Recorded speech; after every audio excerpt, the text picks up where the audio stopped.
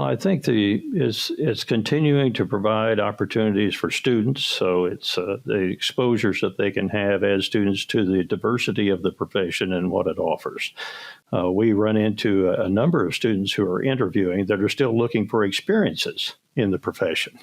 And so just learning what those opportunities are, whether you want to do research or you want to be in a practice or a specialty practice or teach, all those opportunities. We offer here at Purdue a VM, Veterinary Medicine 102 class for undergrad students. And so they can come and listen to speakers from all various aspects of the profession.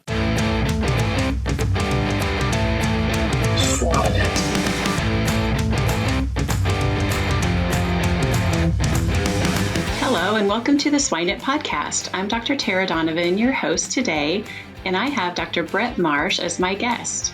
Dr. Marsh is the Dean of Purdue University College of Veterinary Medicine. Dr. Marsh served as Indiana's state veterinarian for 30 years, where he led initiatives in biosecurity, animal disease traceability, disaster preparedness, and gained national recognition for his expertise and leadership. It's my pleasure to welcome Dr. Marsh to our show. Well, thank you very much. I appreciate the invitation. Well, today we're going to discuss Dr. Marsh's thoughts on the future of veterinary medicine, animal health prevention, and what challenges we face in our industry.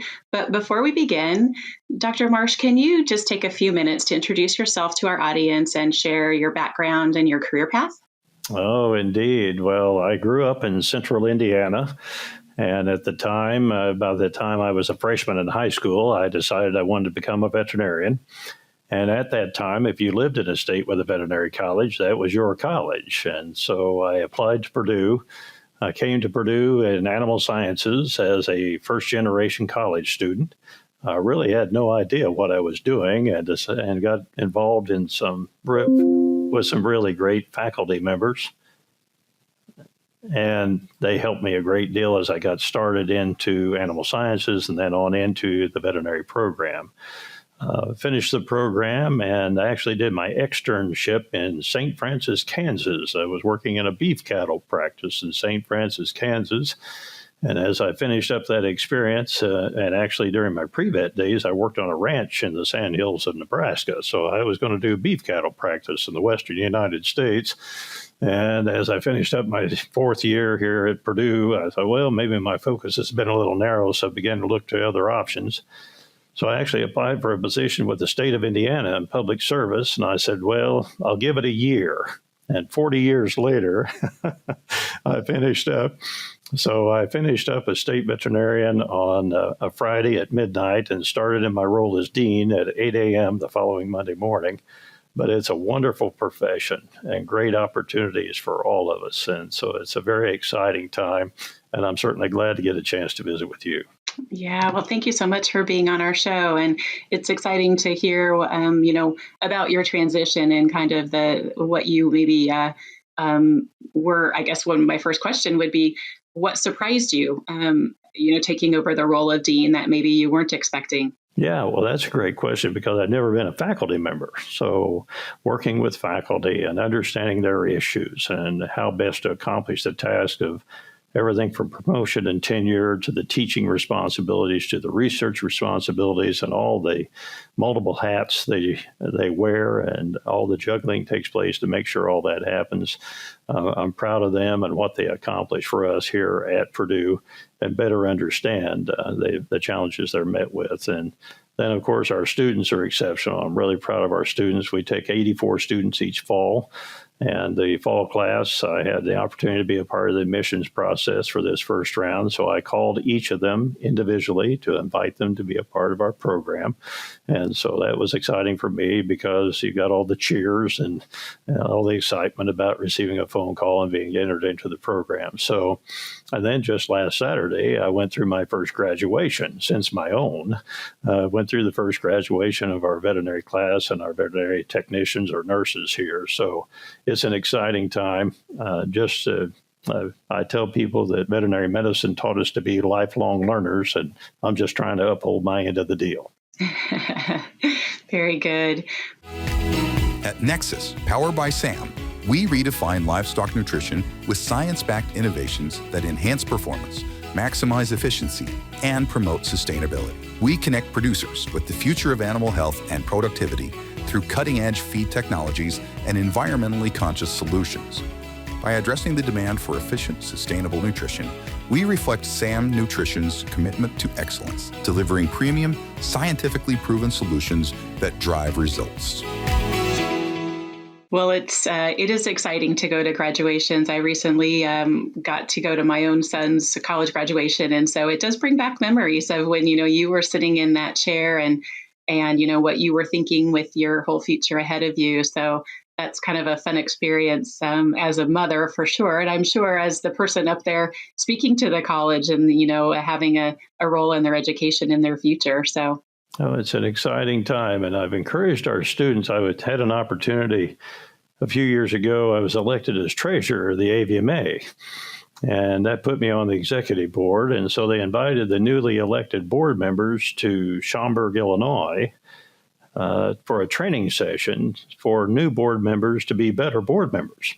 And one of the presenters at this training session asked us, "How did you get here?"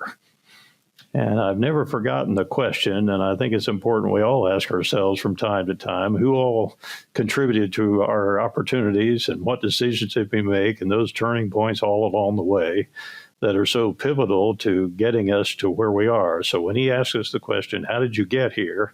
he wasn't interested, of course, in whether we flew to or drove to Schaumburg. He was wanting us to pause for a moment and say, so who were the contributors, whether it's family or friends or teachers or faculty members or colleagues? And, I also tell our students that, it's important for them to find mentors, but I still seek mentors, even in my career. You're always looking for those individuals who can help and provide guidance and instruction, and it's really important. So it's exciting to see our students go across the graduation stage and get hooded and launch into their new careers. Yeah, no, it is. It's very exciting. So let's dig into vet med just a little bit. What was, what did you see or experience when you first got kind of back into the, university, and what are our challenges in terms of veterinary medicine, maybe as a whole, not just in terms of animal agriculture, since we're the Swine It podcast, we'll dig into that too. But what was your first vision of the future of vet med? Well, I think it's continuing to provide opportunities for students. So it's the exposures that they can have as students to the diversity of the profession and what it offers. We run into a number of students who are interviewing that are still looking for experiences in the profession. And so just learning what those opportunities are, whether you want to do research or you want to be in a practice or a specialty practice or teach, all those opportunities. We offer here at Purdue a VM, Veterinary Medicine 102 class for undergrad students. And so they can come and listen to speakers from all various aspects of the profession. So I want to make sure they understand what those roles are. And of course, having worked closely with the agricultural sector, it's important that they understand what those opportunities are. We're a major agricultural state. We rank in the top 5 in many animal agriculture products. They're number 1 in commercial ducks, number 2 in eggs, number 3 in pounds of turkey, and number 5 in swine. And yet we're the smallest state geographically west of the Appalachian Mountains. So there's a lot going on in a rather small state that many of our students may not be aware of.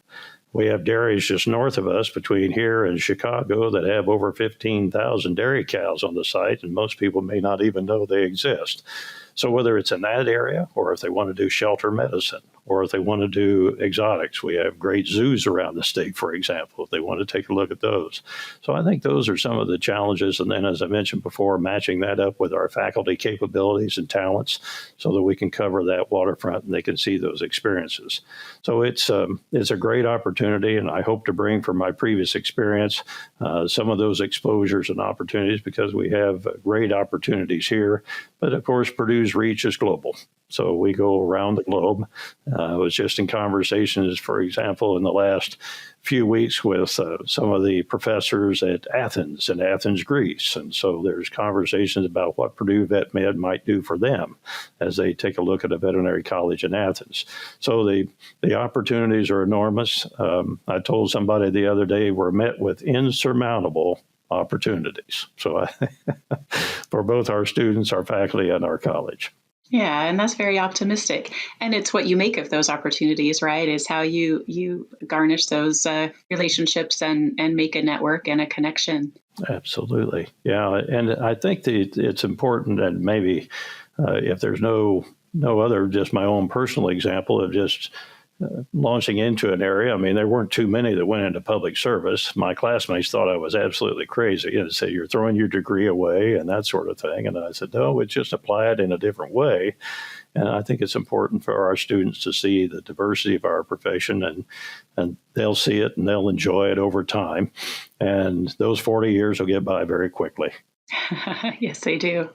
And I think maybe some veterinarians may not see the value as much. Certainly I have a huge respect for, the state veterinarians. I worked with many state veterinarians across my career, and somebody that's involved in food animal medicine, that's really a key to what we do in business in terms of health papers and regulatory medicine and programs to keep, TB and brucellosis and pseudorabies. I was right on the end of the pseudorabies eradication, and I saw how having a vaccine and having, a tool to help eradicate that disease was really important. And we have some work to do on catching up to eradication of disease, right? It's been 30 years since we were able to do that. And I think that's an area of opportunity that we certainly have in food animal medicine today. No, I think you're exactly right. And we did have the good fortune with pseudorabies to have vaccines, differentiable vaccines. And I know that the national pork industry took a look at what the top 6 items were as they prepared for an eventual disease, a foreign animal disease event. And one of them I encourage to put in the top 5 or 6 would be vaccine, whether it's for African swine fever, for example. Unfortunately, countries around the globe are challenged with it and having difficulty getting it contained.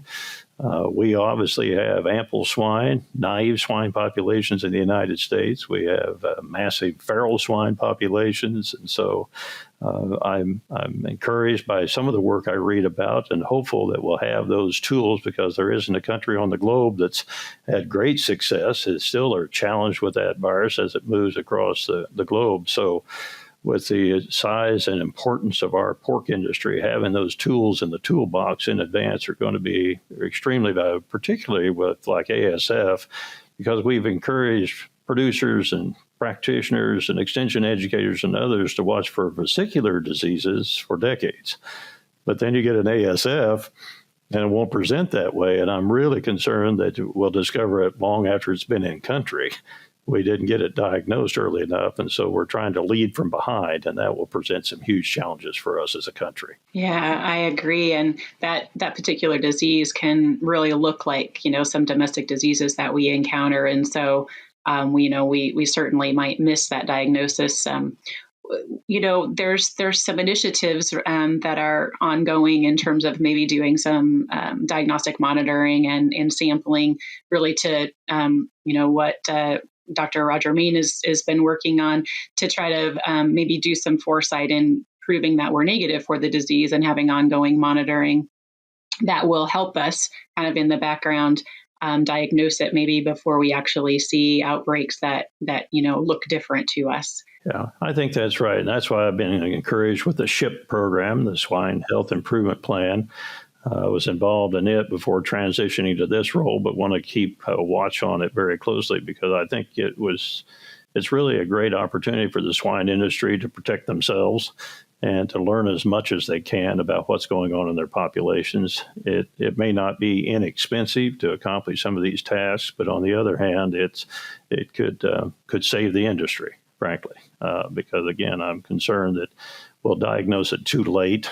And then when we're trying to come from behind with the movements of swine in the United States, the movements into Indiana alone, various, whether it's breeding stock or pigs for finish, et cetera. We have packing plants in this part of the country, so we have pigs coming in from all over. And we've seen significant growth. A few years ago, we were bringing in 2.8 million pigs a year for finish. Now it's over 5 million. And so the numbers that are moving, if it's not diagnosed early, could be catastrophic. So I appreciate the SHIP program, and it started with foreign animal diseases. I'm reading that there's more conversation about taking a look at an endemic disease or two under that umbrella. But I think we can learn from the poultry industry on what they've done with NPIP and apply some of those same principles in another important sector. Yeah, absolutely. One thing that came to mind as you were sharing that is, the avian influenza, and what do you see as in your position? What could we be doing in terms of biosecurity? What can we be doing more to try to prevent disease transmission and movement? Yeah, that's a great question. We've worked hard at biosecurity for years. We talk about a lot of it here at the college because we run a hospital. We have small animal and equine and farm animal. We have field services going to farms. And so we're constantly looking at biosecurity even in our own structure. But certainly on poultry operations, swine operations, et cetera, it varies by commodity. When we dealt with H5N1 on dairy farms, fortunately not in Indiana, but biosecurity on a dairy farm is very different than what you would experience in a poultry or swine operation. And so encouraging all commodities to heighten their level of biosecurity. I also have been watching closely the metapneumovirus in turkeys and other poultry here in our state. And even with the biosecurity practices that have been in place trying to prevent highly pathogenic avian influenza, that virus entered those buildings and walked right through many of our turkey operations here in Indiana. I think we're up over 230 diagnosed cases. So it's moved very quickly. And even when we thought things were rather biosecure because we thought we had things in pretty good shape. So there's still some details, and we have an epidemiology branch here in our college, and I've encouraged them to take a look at we're missing something. There are ways that these viruses are moving. That we've talked about traffic, and we've talked about both foot traffic and vehicular traffic. We looked at feed, we've looked at ventilation systems, and on and on. But I think that virus, the metapneumovirus, when it entered these poultry operations, these are not range birds. They're in house situations, and so there's more to be learned in that space. And with certainly the tools like vaccine, we have a team here that are actually developing some vaccines for H5N1, both in poultry and dairy. I know there are trade implications, but I want to make sure that tool's in the toolbox because it may be that tool that saves the industry. Yeah, absolutely. Those are tough diseases when there's some, regulatory and trade implications. And so I'm certainly not, up to speed on all of that, but it's a challenge that the poultry industry definitely has. And I think the networking and having people like you with expertise in, regulatory medicine coming to veterinary schools, having a diagnostic lab oversight as well can really help us to understand how can we make this work and come forward with some solutions. Well, I certainly hope so. And, our industries are so well developed, and frankly, there's a reliance around the globe on our product. And tariff issues aside, our buyers and our consumers globally appreciate and enjoy our product. And just to make sure that we have an available protein source, that we haven't left our guard down. Again, back to African swine fever, when it was diagnosed in the Dominican Republic and Haiti on the island of Hispaniola, that presents unique challenges for the United States. And so I know there have been intensified efforts. I do get a little concerned with some of the changes at USDA, with the numbers of personnel that have left those ranks, that I'm hopeful that we haven't left our guard down too far, because these viruses could be devastating to our economy and to our populations. But I'm hopeful that we can also get to a point where we can use some of the tools we have without trade consequences. So if we were to vaccinate for highly pathogenic avian influenza, that we could continue to trade in the broiler industry, for example, because the losses are so significant. And I know that I have heard, for example, that the loss of revenue from sales of broiler product internationally would be far, far greater than what we've already spent to contain the virus for all the depopulation, et cetera. But their costs are measured, in my view, in different ways. I mean, in addition to just the dollars and cents, the downtime is so significant, and this would be true in swine operations as well, that there's just nothing to sell because there's nothing in the buildings while you're going through that whole process. And then, again, it's not quantified in dollars and cents, but the toll on the people. I've seen this, and it's very difficult. When your task is to keep birds alive, and you're destroying birds on property trying to contain a virus, it's very challenging on producers and others involved. So I hope we can keep the tools in the toolbox. There's a day we'll need them. Yeah, absolutely. And I'm glad you mentioned that, in animal health, we certainly have challenges when it comes to depopulation, mass depopulation, and, for animal health issues. And it is challenging for producers, for veterinarians, for workers, for staff. And I think we're much better in terms of awareness and the tools that we have to support mental health than we would have been 10 years ago. And I experienced, PED was a devastating disease, and we really didn't have the knowledge and the tools that we do today to help people through that. So we've come a long way, but we have a long way to go in terms of just being open and honest about helping people and listening, and getting through things like that. So farmers and agriculture, people in agriculture are very stoic and strong, and so that's not something that we've always been taught or shown, I guess, to talk about how we are in sensitive things, feelings, and so I think in all of ag. We need to think about that. We certainly do, and it can be quite challenging. And when these reports fall out of the paper, even like PED and other things, those events continue to go on long after the press is. So it's months long, and it can really have an impact. And that's why I think all the preparedness on the front end, and I want our students to be aware of that here. And this is what it takes to be prepared. And we worked with producers throughout our state and said, we took aerial images, for example, and said, is this your barn? Yes, that's my swine barn. Okay. What's your plan for your barn? What's your plan for that site? And I'll be honest, I've been struck. We actually had an exercise a couple of years ago here in Indiana, and I thought we were going to make it simple because we just picked a finisher. It wasn't a sow operation, wasn't a farrowing operation. It was just a finisher, 5,000 heads, a rather new building. And so we started through this mock exercise, et cetera. And as we began to review the building, there are no roll-up doors. There's no way to really get in the building. Everything's through a standard-sized door or the chute for the hogs to come in and out. But I said, so equipment repairs no, has to go through that door. And I'm like, oh, so if you have 5,000 head and they're inside, how do we deal with them?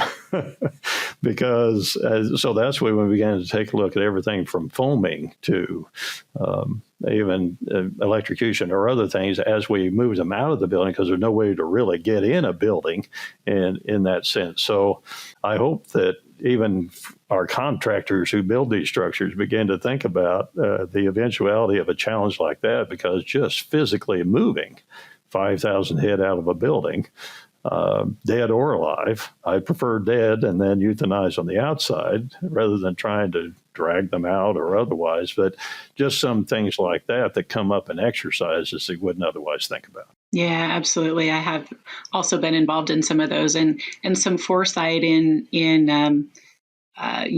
depopulation events as we're designing and building new barns is definitely an area we didn't think about 10 years ago, and I think having some more exercises like those help us to think through. We might not.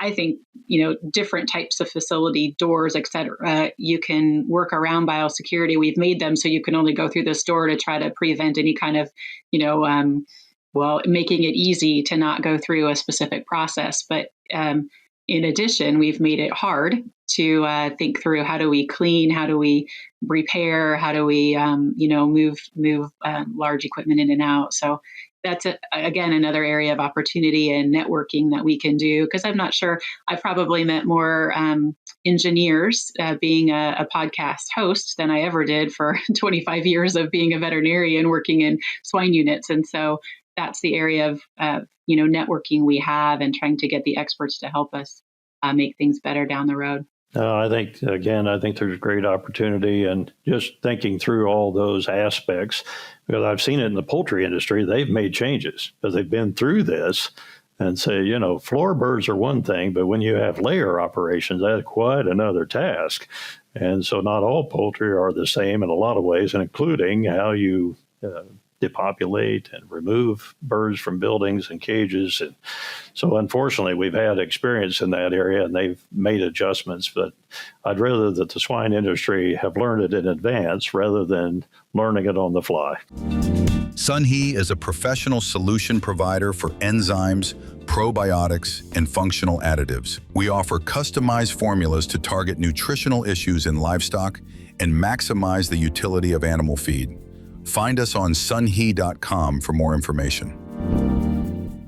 Well, I want to circle back around to students, and our audience are professionals in swine medicine, from nutritionists to researchers, teachers at universities, veterinarians, and then certainly producers and people who are working on the animal level in the barns. And so, what can we do out here in the industry to encourage new veterinarians to come through, Purdue and be interested in swine medicine? No, I think that's a great point. And one is, if nothing else, just to your point, encourage them. Because I hear individuals that say, well, it's too hard to get in. I just won't even try. And I understand it's competitive. We had 1,956 applications for our 84 slots. So it's very competitive. But on the other hand, I tell them that on average, the students will apply to 5 colleges. And so there are a number of colleges looking at those same individuals. But so I encourage them to apply to gain that experience in advance. And if it's in a swine farm, that's great. Or if they have an interest in agriculture. I'm struck, for example, in our state that in the 2023 exhibition season, there were 83,000 animals shown by 4-H'ers in our state. So they have some exposure. They showed a dog or a horse or a llama or a pig or a steer, whatever it might be. And if we can encourage them to stay in that animal space because they were there, and maybe they chose to go lots of different directions, but we want to make sure veterinary medicine is one of those, and that they understand that there are opportunities in that space. Also, to your point, I think it's just exposing them to what it is. Many of our students have never been in a layer house or in a swine sow farm or entities like that. And so part of our intention is to expose them to those opportunities, because I know we have students that had no idea they would have an interest until once exposed. And once they've seen what that is, for example, I had a student who interviewed here who's from Queens, New York. And so I said, well, what would you choose to do with your veterinary degree? And she said, I'm going to go into dairy practice. I said, from Queens, New York? And I said, where did you get exposed to dairy? And she said, well, the YMCA camps in my area host farm camps, and you go to farms. And I said, really? So I said, well, yeah, you could go and visit a farm and you've got a day of it or a week of it or whatever. And she said that we went to a dairy farm, and I got so intrigued by it that I started working at the university dairy, and that's what I want to do. And she's from Queens, New York. But if it hadn't been for that exposure, she would have no idea what we're even talking about. So I want to make sure our students have that broad opportunity to see, and particularly here in the Midwest, there's lots of agriculture, lots of opportunities to see that side of it. There's always opportunities for small animal practice, et cetera. But particularly in the space where I've worked, I think it's important they understand what those are, and that through my former work, we have connections with those practices and those producers.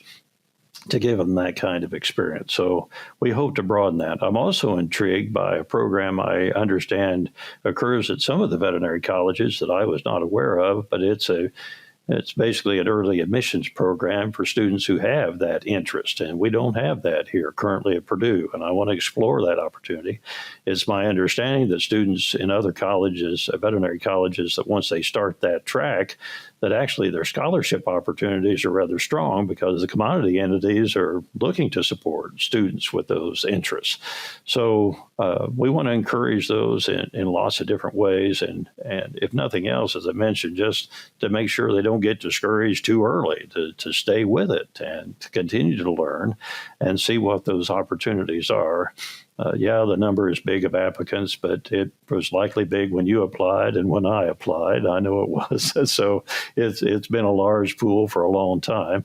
But we have, in my view, we have a very distinguished university and a distinguished college. We want to make sure they recognize the opportunities and the breadth of those opportunities for their careers. Well, I think the story about the young woman from Queens is just excellent, very inspiring. You never know what small touch is going to help steer some young, mind into our area of expertise. And I have a couple of really close friends that didn't grow up on a farm, didn't grow up around agriculture, that have been very successful swine veterinarians and other disciplines, epidemiologists, but working in our industry. And so, I think a challenge out to our listeners is, take that time to even have that conversation with the person beside you on the airplane, or somebody that just asks in your community, can I ride with you one day? Can I go see what you do?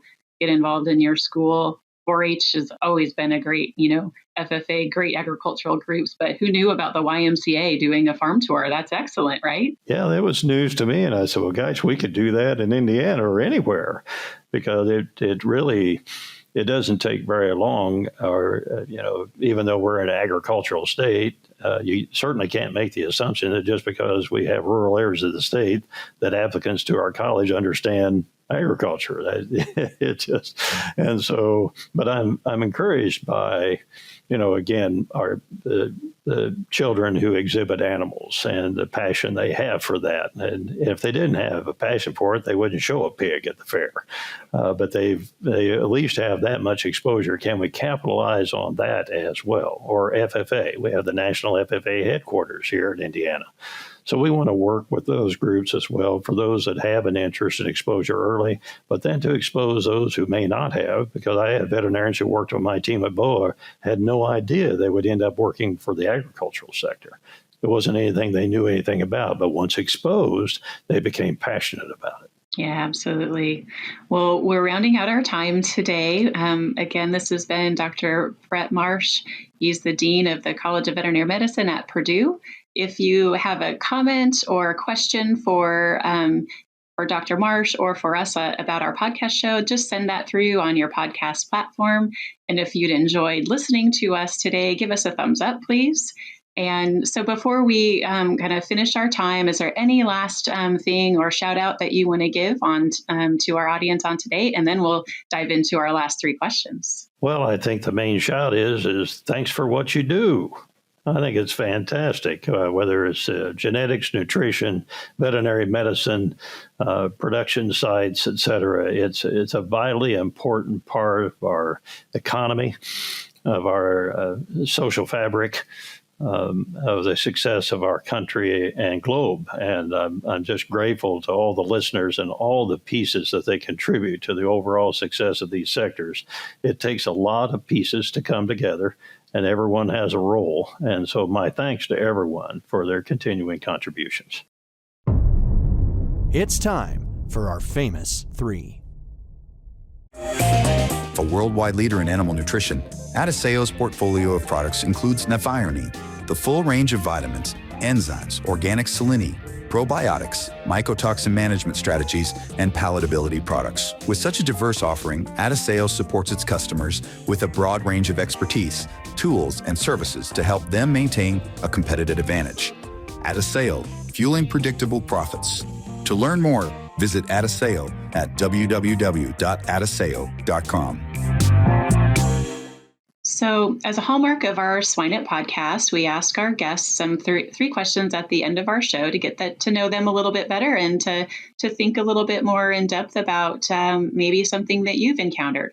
So, the first one is, what's a book or resource that you use, your go-to in your area of expertise? Yeah, that's a great question. And one of the things I continue to follow is actually SHIC, the Swine Health Information Center. And if you're in the swine world, that's a piece you ought to be looking at, because I think it's really, when it was first established, and Paul Sundberg and others, and I said, gosh, in 5 years, you won't be able to live without it, because it'll gather information that will inform this population both domestically and internationally. And I think it's become a great resource.